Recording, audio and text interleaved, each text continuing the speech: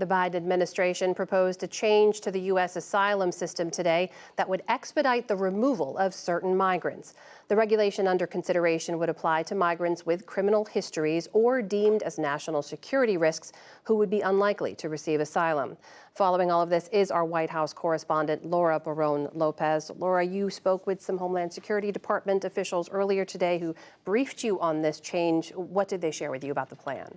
So a senior DHS official essentially said that this change allows asylum officers to take into consideration if they think that a migrant may be a threat to public safety, a threat to national security at an earlier stage of that asylum process than is previously allowed under the law. Currently under the law, currently in the asylum process, those potential threats are taken into consideration when the government is deciding whether or not a migrant can be granted asylum. But it's typically when they're in court facing a judge, have a lawyer by their side. This makes it so that would be possible during the credible fear interview stage, which happens within the first 1 to 2 days of a migrant arriving. So that's the big change here, Amna, is to the timeline. So do any of the measures or proposals announced today, do they have any impact on the southern border right now?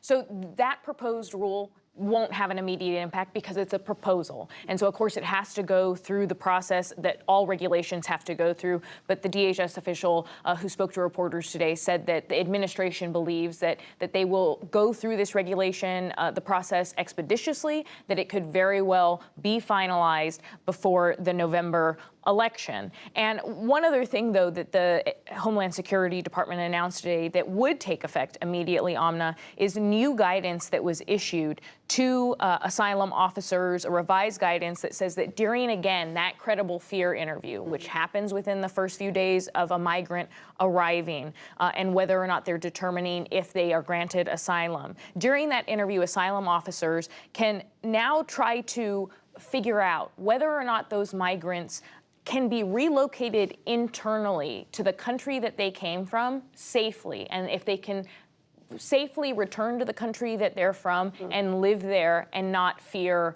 violence or retribution. And that's something that initially was not something that asylum officers did that early in the stage. So that's something that is going to have an immediate effect. One thing I want to say, though, about that proposed regulation, Amna, if and when it does take effect, is that the experts that I spoke to said that it may only impact a small number of migrants. The DHS official did not want to tell us an exact estimate of how many migrants it would impact, but the legal immigration experts that I spoke to said that it would be a small percentage. So what about the timing of all of this, Laura? What does your reporting show you about why the Biden administration would propose these changes now?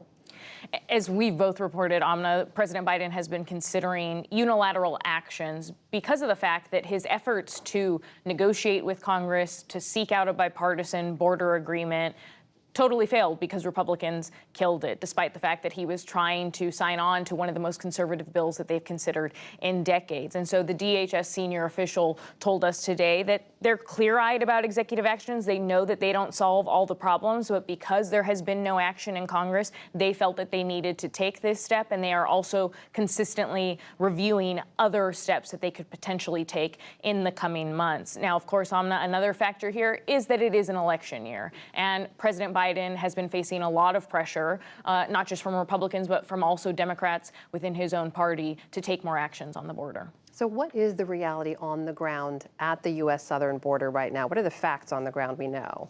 So what we've seen actually in recent months, there was an increase at the end of last year in terms of the number of migrants encountered between ports of entry at the border, but there has been a decline in apprehensions at the southwest border. So when you start in December, there was more than 200,000 apprehensions at the southern border. January, that dropped to more than 124,000, and then in February, 140,000, a slight increase there from January. But again, it dipped in March, which is the month that we have the most recent data for from Customs and border protection to 137,000, Amna. And the administration largely credits actions taken by allies, taken by the Mexican government to crack down on immigration as well for that dip in numbers. All right, our White House correspondent Laura Barón-Lopez reporting on an issue still top of mind for many voters this year. Laura, thank you. Thank you.